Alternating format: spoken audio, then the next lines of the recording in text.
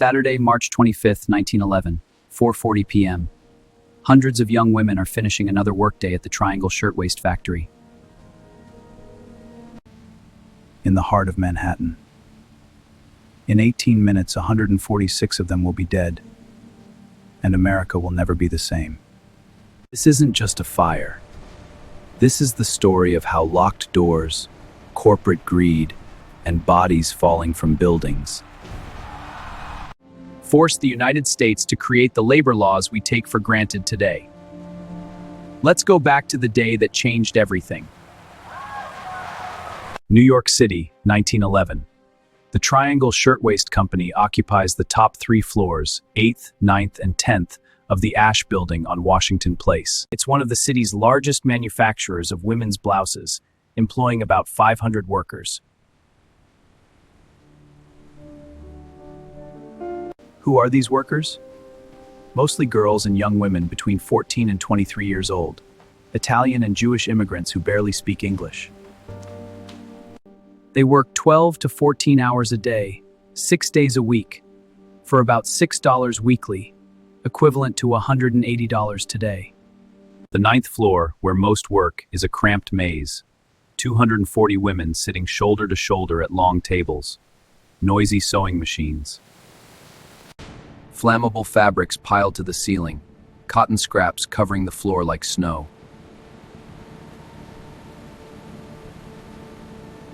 And here's the crucial detail. The owners, Max Blank and Isaac Harris, lock the stairwell doors during working hours. Why? To prevent workers from taking unauthorized breaks or stealing fabric. There's only one external fire escape, a flimsy metal ladder that doesn't even reach the ground. 1911. There are no mandatory sprinklers, no fire alarms, no evacuation drills, no federal workplace safety laws. Zero. In fact, just 1 year earlier, in 1910, these same women had gone on strike for better conditions and unlocked emergency exits. Shorter hours, justice for workers.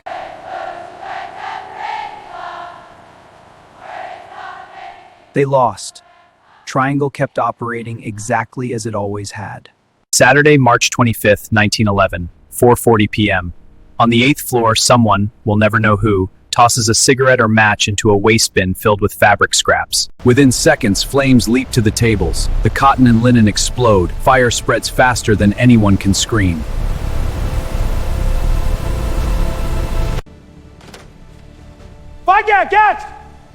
But nobody warns the 9th floor, the middle floor, where 260 people work. On the 9th floor, women finally notice the smoke.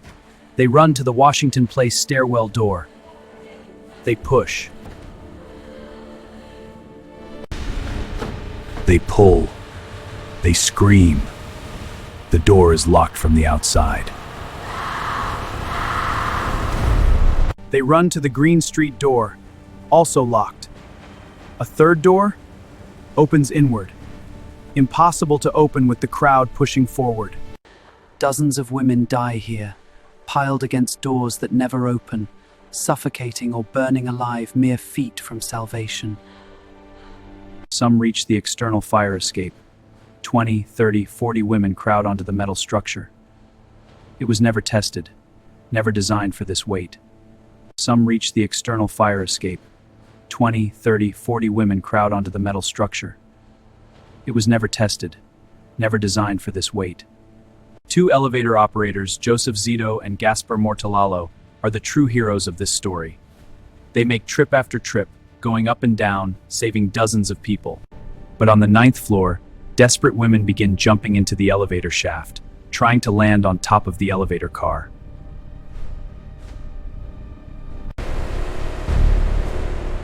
Their bodies pile up on the roof, blocking the mechanism. The elevators stop working.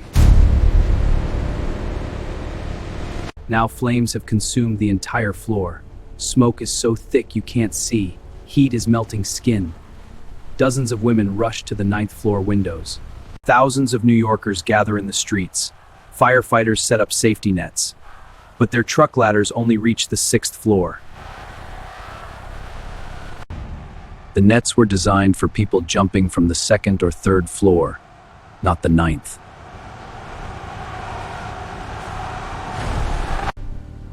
And then the women begin to jump.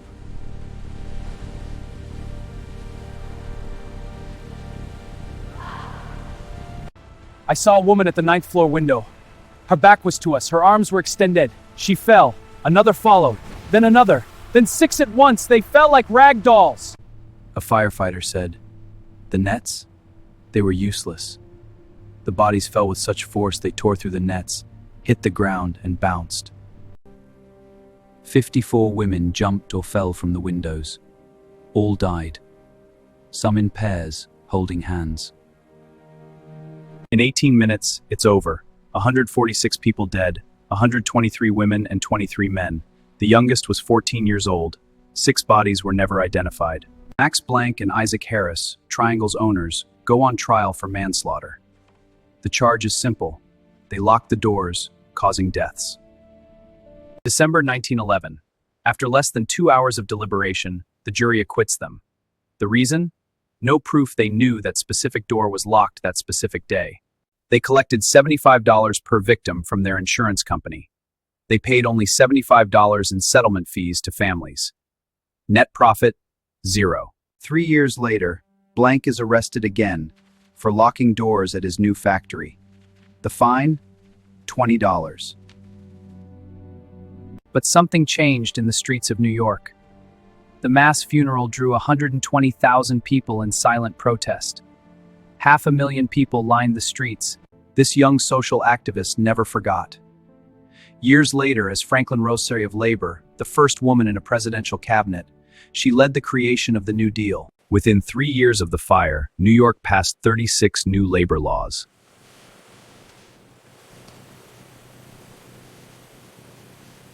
Unlocked and clearly marked emergency exits, mandatory automatic sprinklers, fire alarms, a 54-hour workweek limit for women and minors, child labor prohibition under age 14, regular factory inspections, and adequate tested fire escapes.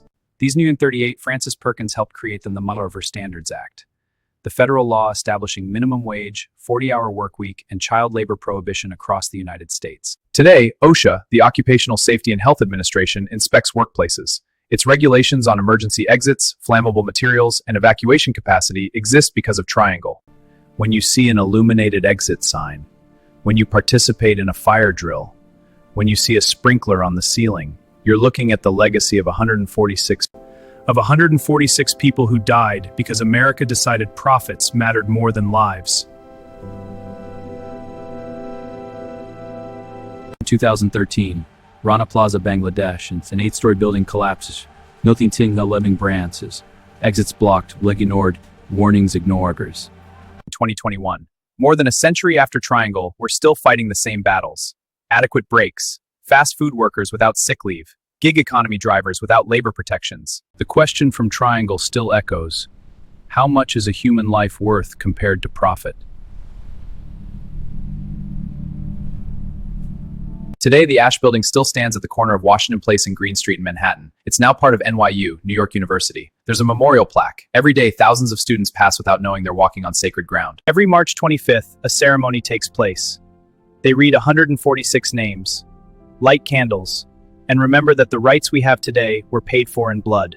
146 people died in 18 minutes.